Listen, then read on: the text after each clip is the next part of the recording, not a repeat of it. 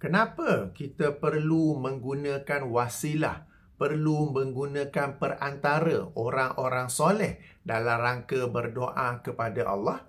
Padahal orang-orang soleh itu sendiri tercari-cari perantara, tercari-cari wasilah yang dapat menghampirkan diri mereka kepada Allah Subhanahu Wa Taala. Bukankah ini sesuatu yang menghairankan? Tuan-tuan dan puan-puan, Assalamualaikum warahmatullahi wabarakatuh. Akhir-akhir ini kita mendengar daripada para pencinta bid'ah di mana mereka bukan lagi sekadar mengesyorkan kita untuk menggunakan perantara orang-orang soleh dalam rangka berdoa kepada Allah, tetapi mereka sekarang berkata tidak boleh berdoa secara terus kepada Allah. Sebaliknya, hendaklah menggunakan perantara, hendaklah menggunakan wasilah dalam rangka berdoa kepada Allah. Mereka beralasan bahawa itu termasuk dalam adab untuk kita berdoa kepada Allah. Mereka juga beralasan bahawa kita ni orang-orang awam tidak layak memohon secara terus kepada Allah SWT. Bahkan mereka juga buat alasan bahawa kita ni orang-orang awam ada banyak dosa-dosa. Lalu dosa ni umpama kotoran-kotoran yang tak sepatutnya, yang menjadikan kita ni tak layak untuk berdoa direct kepada Allah Subhanahu Wa Taala. Jadi tuan-tuan dan puan-puan, saya membuat video ini supaya kita dapat mengulang kaji beberapa ayat-ayat Quran tentang adab-adab berdoa kepada Allah, supaya kita memperolehi keyakinan bahawa dalam Islam kita sememangnya dibolehkan, bahkan dianjurkan untuk berdoa direct kepada Allah Subhanahu Wa Taala. Kerana saya bimbang di kalangan orang awam mungkin ada yang terpengaruh dengan dakwaan para pencinta bid'ah itu sehingga mereka ragu-ragu, mereka rasa tidak yakin untuk berdoa direct kepada Allah, lalu mereka mula mencari perantara orang-orang soleh, wali-wali dan sebagainya. Padahal orang-orang soleh, wali-wali itu sendiri adalah hamba-hamba Allah yang sedang berusaha untuk merapatkan, mendekatkan diri mereka kepada Allah. Jadi tuan-tuan dan puan-puan, dalam Islam doa ini mudah. Kita berdoa direct kepada Allah Subhanahu Wa Taala. Dan perkara ini Allah tekankan dalam Al-Quran supaya kita ni ada keyakinan, ada confident untuk memohon terus kepada Allah Subhanahu Wa Taala. Ayuh kita ulang kaji beberapa ayat.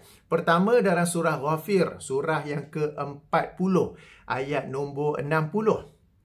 Di mana Allah SWT berfirman, wa qala rabbukum ud'uni astajib lakum. Dan telah berfirman Tuhan kalian, berdoalah kepadaku, nescaya aku perkenankan, nescaya aku makbulkan bagi kamu. Dalam ayat ini Allah berfirman kepada kita untuk berdoa kepadanya. Allah SWT tidak berfirman umpama berdoalah melalui wali-waliku, berdoalah melalui hamba-hambaku yang soleh, berdoalah melalui sekian-sekian-sekian, baru aku perkenankan kepada kamu. Tetapi Allah berfirman apa? Ud'uni astajib lakum. Berdoalah kepadaku, maknanya direct. Nescaya aku akan makbulkan kepada kamu. Okey? Surah Ghafir, surah yang ke-40, ayat nombor 60. Dan perkara ini ditekankan lagi dalam surah Al-Baqarah, surah nombor 2, ayat 186. Okey? Surah nombor 2, ayat 186, di mana Allah SWT berfirman, wa iza sa'alaka ibadi anni fa inni qarib ujibu da'watad da'i iza da'an falyastajibu li wal yu'minu bi la'allahum yarshudun. Dan apabila hamba-hambaku bertanya kepada kamu, wahai Muhammad, tentang aku, maka jawablah, sesungguhnya aku ini dekat. Dekat bukan dengan maksud zat Allah itu dekat, tetapi dengan maksud ilmu Allah, rahmat Allah, pendengaran Allah, di mana Allah mendengar apa yang kita berdoa. Tentang pendengaran ini, ia ditunjuk ataupun qarinahnya berdasarkan lanjutan ayat, ujibu da'watad da'i iza da'ani. Aku memakbulkan, aku memperkenankan permohonan orang yang berdoa apabila dia berdoa kepadaku. Okey?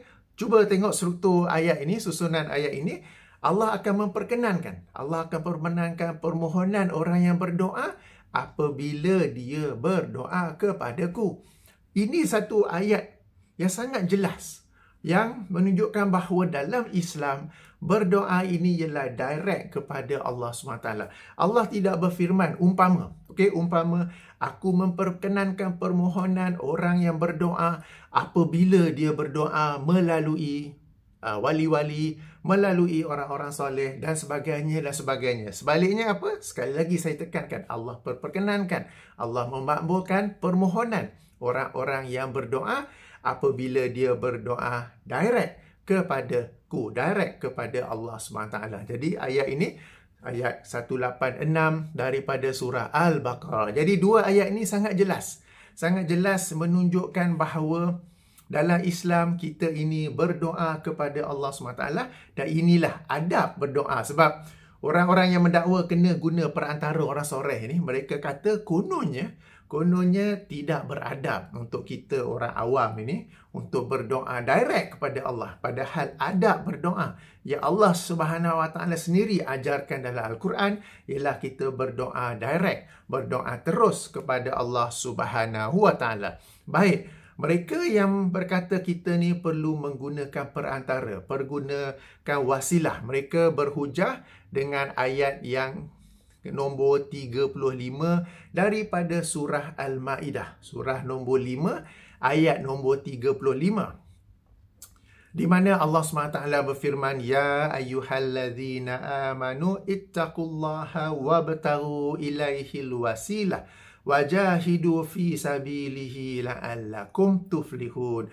Wahai orang-orang yang beriman, bertakwalah kepada Allah dan carilah wasilah, carilah jalan, carilah perantara yang ilahi, yang dapat membawa kepadanya, yang dapat membawa kepada Allah. Dan berjihadlah pada jalannya, moga-moga kalian menjadi orang-orang yang berjaya. Jadi fokus mereka di sini adalah pada rangkap ataupun pada potongan wabtaghu ilaihil wasilah. Dan hendaklah mencari wasilah, perantara ataupun jalan kepadanya. Lalu mereka berkata, kita tak boleh hendak terus kepada Allah, tetapi hendaklah menggunakan wasilah. Padahal kalau kita kaji ayat ini, kalau kita rujuk kitab-kitab tafsir, yang dimasukkan di sini adalah umum. Dan ia lebih tepat bermaksud kita mencari jalan kepada Allah Subhanahu Wa Taala dengan beriman kepadanya, dengan beramal soleh, dengan mengikuti sunnah nabinya, dengan mentaati perintahnya, dengan menjauhi larangannya. Itu yang dimaksudkan. Jika yang dimasukkan wasilah dalam rangka berdoa, yang ini juga disebut sebagai tawasul, ini adalah sesuatu yang memang diperbincangkan oleh para ulama, oleh para ilmuwan. Dan secara ringkasnya ada 3 bentuk tawasul yang disepakati. Pertama ialah berdoa dengan nama-nama Allah. Dalilnya surah Al-A'raf, surah nombor 7 ayat 180. Cuma yang dimaksudkan dengan berdoa dengan nama Allah ini ialah kita berdoa dan kita menggunakan nama Allah yang sesuai dengan hajat kita itu. Sebagai contoh, Ya Allah, Engkaulah yang Maha Pengampun lagi Maha Penyayang. Ampunilah dosa aku. Lalu kita menggunakan nama Allah Al-Ghafur, Ar-Rahim, selari dengan hajat kita untuk memohon keampunan Allah terhadap dosa kita. Ia bukanlah sebagaimana yang diamalkan oleh kebanyakan ataupun sebahagian masyarakat kita, yang dianjurkan pula, yang diajarkan pula oleh ustaz-ustaz pencinta bid'ah, di mana yang diajar ialah sebut nama Allah dengan bilangan tertentu. Al-Latif 40 kali, Al-Hafiz 70 kali, Ar-Rahim 100 kali. Kemudian akan mendapat hajat sekian-sekian. Itu adalah bid'ah. Itu tidak diajar oleh Al-Quran dan Rasulullah. Dan ada pencinta bid'ah yang membela amalan ini. Saya telah menjawabnya dalam video berasingan. Sila rujuk, link saya bagi di bahagian description. Jadi yang dimaksudkan dengan berdoa, dengan bertawasul kepada nama-nama Allah ialah kita menggunakan dalam doa kita itu nama Allah yang bersesuaian, yang selari dengan hajat kita dalam doa tersebut. Okey, bukannya kita menyebut sesuatu nama Allah dengan bilangan 40 lah, 70 lah, 100 lah, 1000 lah apa. Kemudian dengan menyebut nama tersebut akan tercapai lah. Sebagai contoh apa yang famous? Sebut Al-Latif 100 kali. Tiup kepada suami. Suami yang ego pun jadi lembut hatinya, kan? Bukan, itu bukan yang diajar oleh Allah dan Rasulnya. Dan itulah yang saya masukkan sebagai amalan bid'ah. Ya? Okey. Jadi berdoa dengan bertawasul yang disepakati pertama ialah dengan nama-nama Allah. Dalilnya ayat 180 daripada surah Al-A'raf, surah ke-7. Nombor dua ialah berdoa dengan amal-amal soleh yang pernah kita lakukan dahulu, di mana amal soleh itu sendiri menepati dua syarat. Pertama, dilakukan ikhlas kerana Allah. Nombor dua, ianya bertepatan dengan sunnah Rasulullah sallallahu alaihi wasallam. Amatlah memalukan jika seseorang itu dia membuat-buat ibadah dia yang tersendiri. Dia menganggap ibadah yang disyariatkan oleh Allah itu tercela, cacat, hina, buruk. Lalu dia buat yang lebih sendiri. Lalu dia kata ini lebih baik. Kemudian apabila dia hendak berdoa kepada Allah, dia bertawasul pula dengan amal yang dia sendiri-sendiri buat itu. Okey? Jadi berdoa dengan amal soleh di sini, amal soleh yang sesuatu yang menepati dua syarat. Sebenarnya semua amal soleh memang perlu menepati dua syarat. Pertama, ikhlas. Nombor dua, selari dengan sunnah Nabi SAW. Dan ini ada dalilnya daripada hadis sahih, kisah 3 orang sahabat yang terperangkap di dalam gua. Kedua. Ketiga ialah meminta orang yang soleh untuk mendoakan kita. Meminta orang yang soleh untuk mendoakan kita. Dan ini ada dalilnya dalam Al-Quran, sebagai contoh dalam surah Yusuf. Surah yang ke-12 ayat nombor 97. Kita ada contoh di mana adik-beradik Nabi Yusuf yang telah menzalimi Nabi Yusuf itu, mereka meminta kepada ayahnya Nabi Yaqub untuk mendoakan kepada Allah agar Allah mengampuni dosa mereka. Kan? Sila rujuk surah Yusuf ayat nombor 97. Demikian juga kita ada contoh daripada sunnah Rasulullah SAW, di mana para sahabat juga pernah meminta baginda sesuatu hajat. Sebagai contoh, satu hadis yang saya teringat ialah apabila Rasulullah SAW sedang berkhutbah Jumaat, lalu tiba-tiba datang seseorang yang merungut tentang suasana kemarau yang berlaku di Madinah, sehingga tanaman rosak, haiwan ternak pun kebuluran apa semua tu, dan dia meminta Rasulullah untuk mendoakan untuk mereka, dan Rasulullah SAW pun terus berdoa kepada Allah Subhanahu Wa Taala. Jadi dibolehkan antara bentuk tawasul meminta orang soleh yang masih hidup untuk mendoakan kita, ya. Akan tetapi walau bagaimanapun, namun begitu, ada beberapa syarat untuk tawasul yang cara ketiga ni, ya. Yang pertama itu dengan nama-nama Allah. Diulangi sekali lagi, kita berdoa dengan nama Allah yang selari dengan hajat kita. Bukannya kita zikir nama Allah tu dengan bilangan tertentu, kemudian kita percaya ada petua-petua daripadanya. Okey, yang pertama. Yang kedua, kita berdoa dengan amal-amal soleh yang pernah kita lakukan, di mana amal soleh itu sendiri ikhlas kepada Allah dan menepati sunnah Rasulullah SAW. Dan ketiga, kita meminta orang soleh yang masih hidup untuk mendoakan kita dengan beberapa syarat. Pertama, orang soleh itu masih hidup. Jika orang soleh itu telah pun meninggal dunia, kita tidak lagi meminta dia mendoakan kita, kerana orang yang telah masuk ke dalam alam kubur, yang telah masuk ke dalam alam barzah, tidak dapat mendengar permintaan daripada orang-orang yang masih hidup. Dalilnya ialah surah Fatir, surah nombor 35, ayat nombor 22. Jadi secara umumnya, orang-orang yang telah meninggal dunia, baik yang soleh ataupun yang sebaliknya, mereka tidak dapat mendengar ucapan orang-orang yang masih hidup, orang-orang yang berada di alam dunia, kecuali beberapa perkara yang diizinkan, kecuali beberapa suasana yang diizinkan oleh Allah Subhanahu Wa Taala, sebagaimana yang telah dijelaskan dalam hadis-hadis yang sahih. Okey, sekali lagi saya ulangi, sebab perkara ni saya ulang banyak kali macam mana pun, di kalangan para pecinta bid'ah, mereka ada Great Wall of China, tak faham-faham. Okey, jadi saya ulangi sekali lagi. Berdasarkan surah Fatir, surah nombor 35 ayat 22, sila rujuk sendiri. Orang-orang yang telah masuk dalam alam kubur, dalam alam barzah, tidak dapat mendengar percakapan orang-orang yang berada di alam dunia, kecuali dalam beberapa suasana di mana Allah SWT mengizinkan mereka yang dalam alam barzah itu mendengarnya. Dan ini sebagaimana yang disebut, pengecualian ini sebagaimana yang disebut dalam hadis-hadis yang sahih. Adapun meminta orang yang telah meninggal dunia untuk mendoakan kita, tidak ada dalil yang menunjukkan bahawa permintaan kita itu dapat didengar oleh orang yang telah pun meninggal dunia. Jadi syarat yang pertama ialah kita meminta orang soleh yang masih hidup. Itu yang pertama. Yang kedua, meskipun dibolehkan, ia bukanlah sesuatu yang dilazimkan. Okey, sekali lagi Meskipun meminta orang soleh mendoakan kita, berarti kita bertawassul dengan orang soleh yang masih hidup itu untuk mendoakan kita. Ianya bukanlah sesuatu yang dilazimkan, bukanlah sesuatu yang dibiasakan.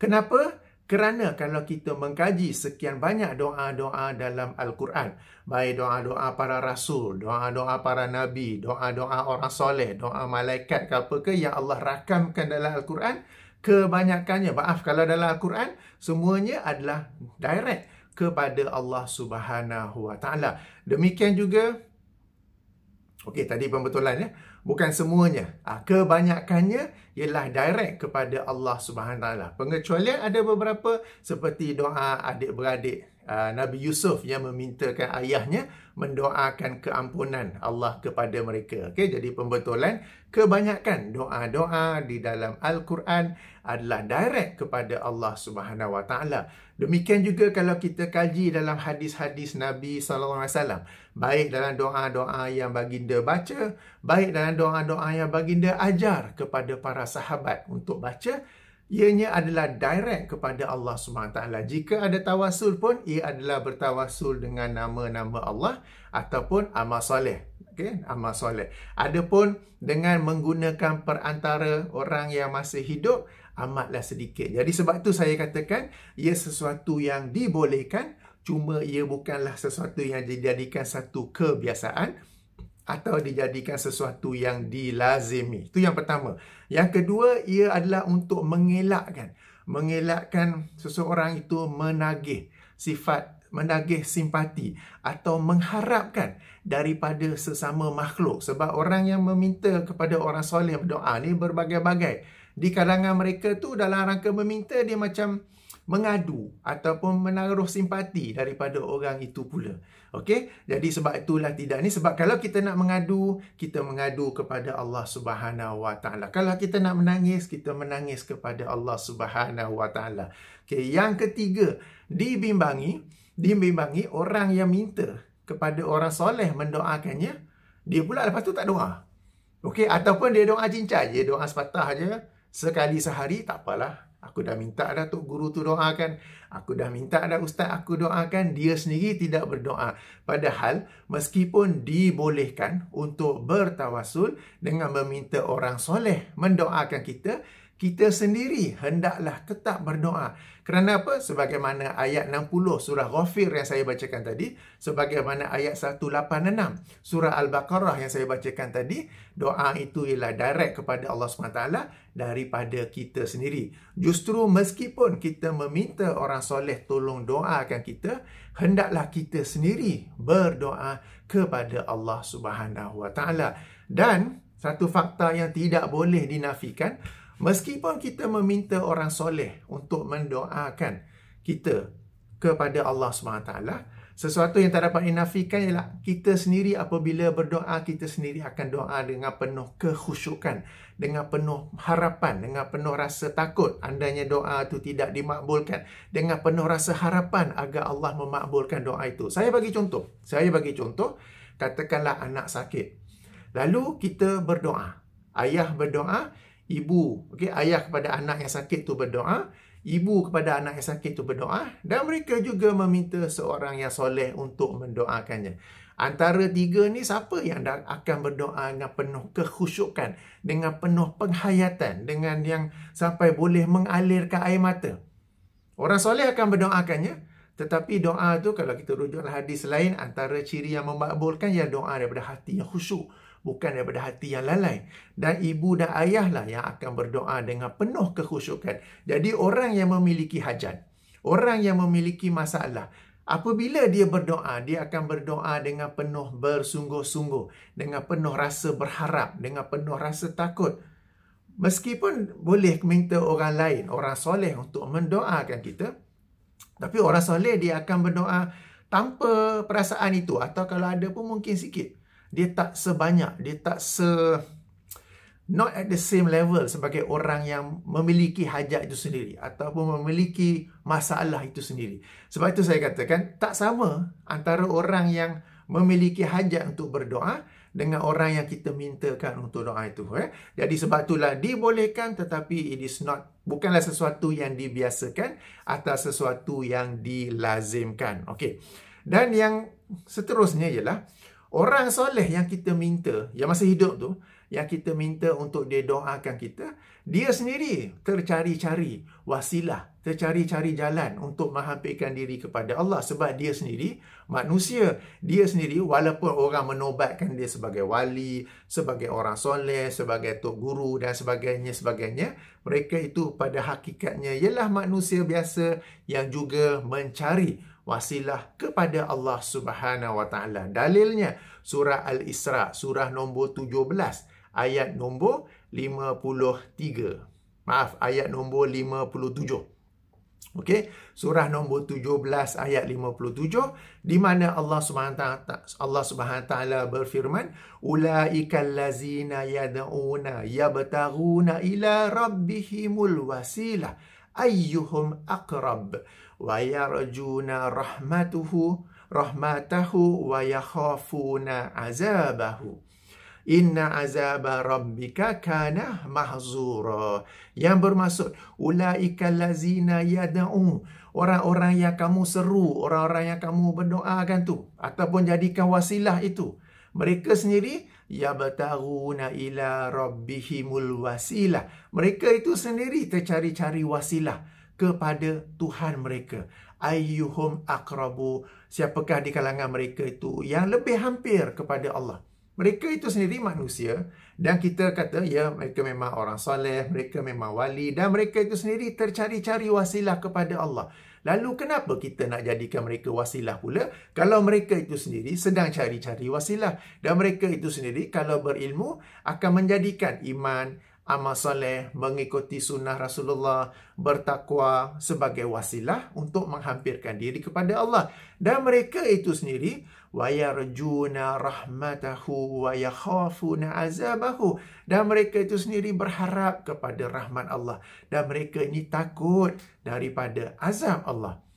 Kan? So why are we using them as an intermediate to Allah when they themselves are looking for ways to bring themselves closer to Allah, and they themselves is looking for the mercy of Allah, and they themselves are afraid from His punishment. Mereka adalah manusia biasa juga. Okey, jadi nak bertawasul dengan orang soleh yang masih hidup dibolehkan, cuma jangan dijadikan satu kebiasaan, jangan dijadikan satu kelaziman, kerana antara sebabnya mereka itu sendiri orang-orang yang yabtaghuna ila rabbihimul wasilata ayyuhum aqrab, dan mereka juga wayarjuna rahmatahu wa yakhafuna azabahu, dan mereka itu sendiri mengharapkan rahmat Allah, dan mereka itu sendiri takut daripada azab Allah. Jadi mereka itu sendirilah manusia biasa. Tu yang pada awal video ni saya kata, bukankah satu keheranan bila seseorang itu bukan saja menganjurkan berdoa dengan perantara orang soleh, tapi sekarang ni siap mensyaratkan tidak boleh berdoa direct kepada Allah melainkan melalui orang soleh. Padahal orang soleh itu sendiri sedang mencari wasilah untuk mendekatkan diri mereka kepada Allah, dan mereka itu sendiri sedang mengharapkan rahmat Allah dan takut daripada azab Allah. Ini orang soleh yang hidup tau. Kalau pula orang soleh yang sudah meninggal dunia, orang soleh tu tidak dapat mendengar doa kita di dunia ini. Okey, jadi meskipun mereka berhujah-hujah, saya nak tuan-tuan dan puan-puan kena bijak dalam perkara ini. Okey, kena bijak dan kita menganalisa apa yang mereka sebutkan itu. ini orang soleh tau.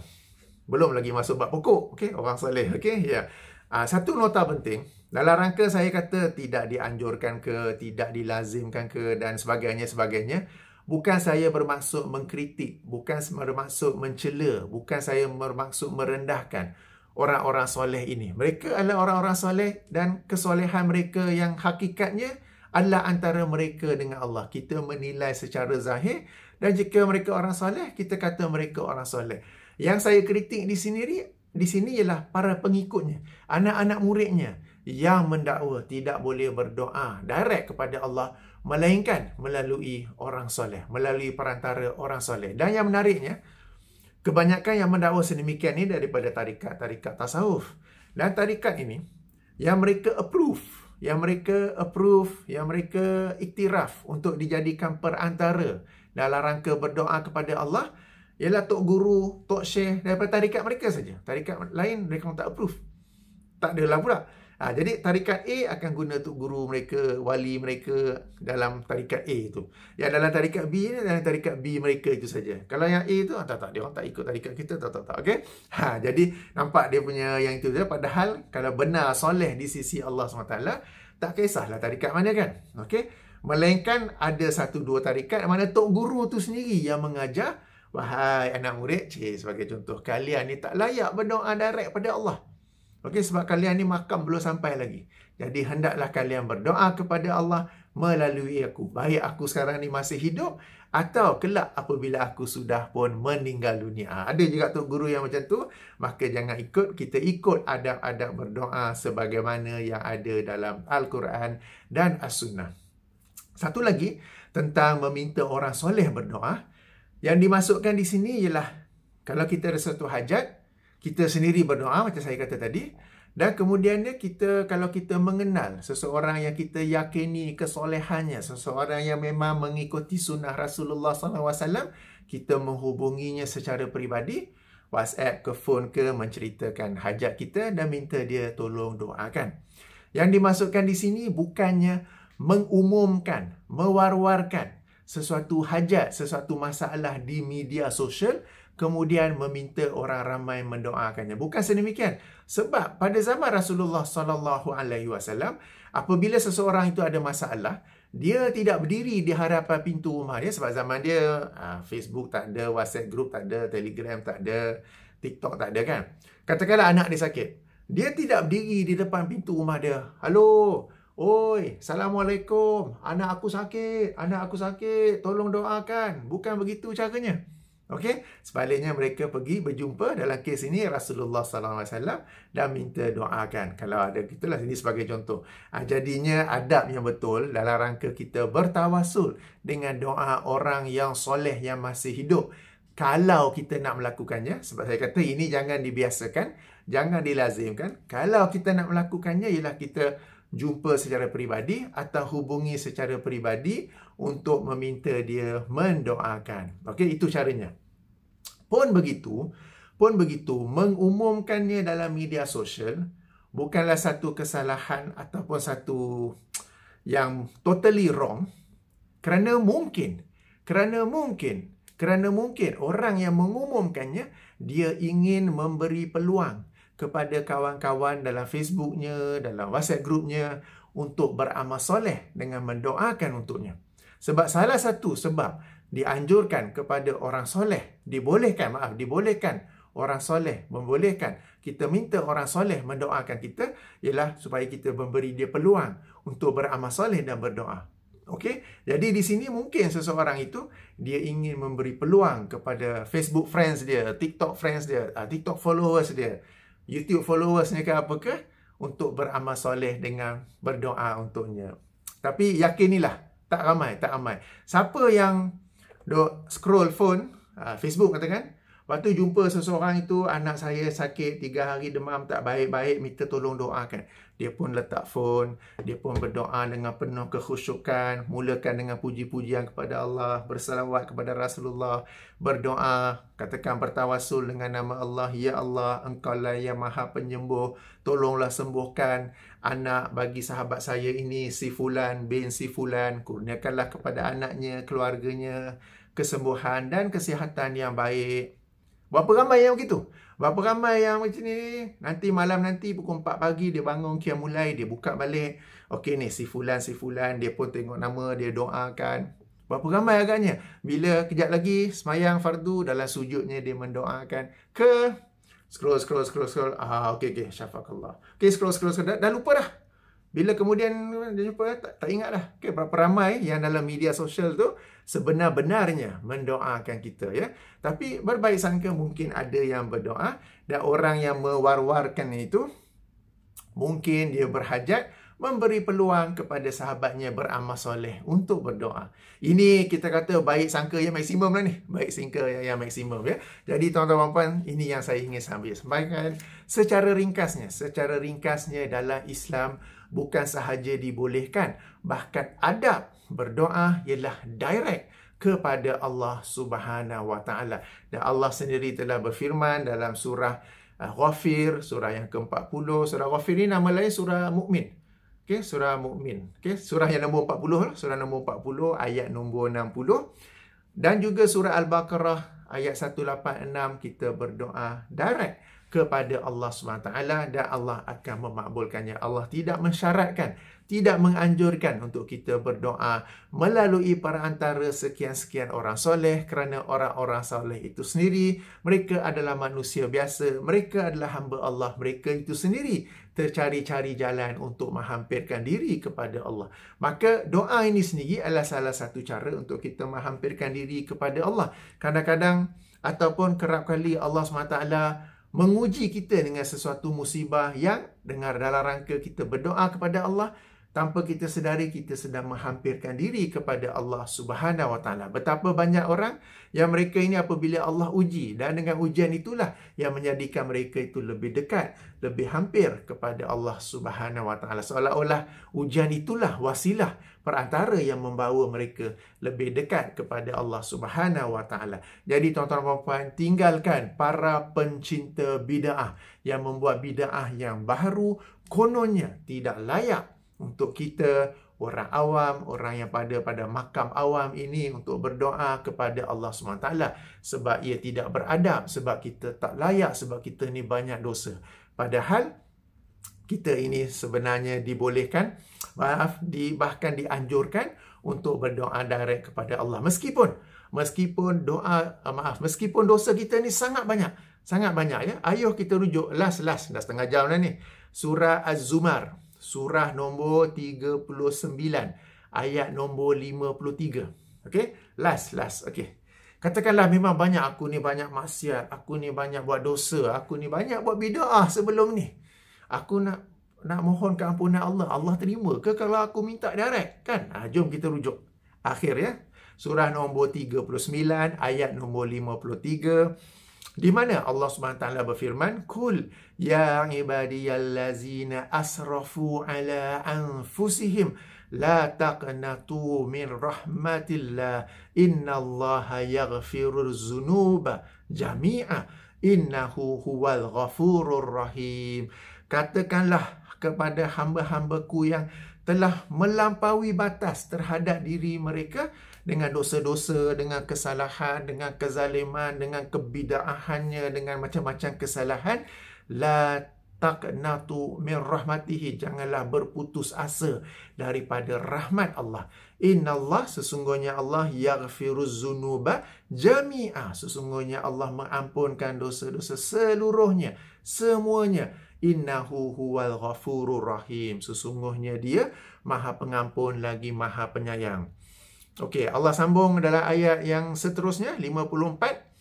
Wa anibu ila rabbikum wa aslimu lahu min qabli an ya'tiyakumul azab summa la tunsarun. Oleh itu, kembalilah kembalilah, bertaubatlah kepada Tuhan kamu, wa aslimu, dan tunduklah, patuhlah kepadanya.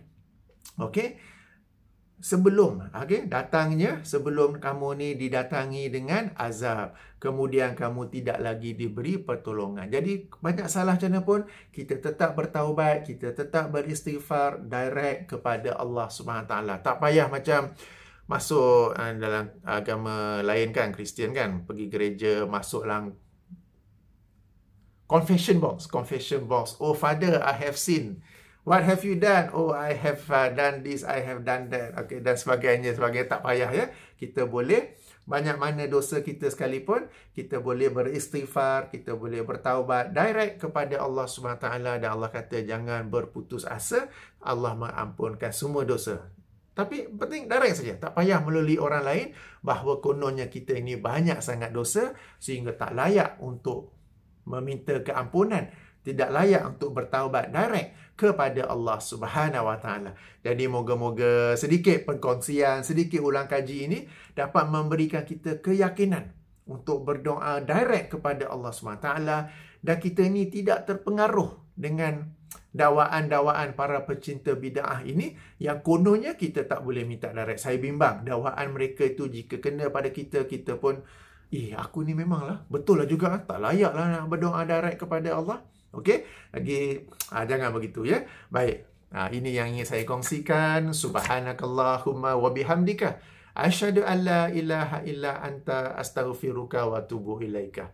Assalamualaikum warahmatullahi wabarakatuh.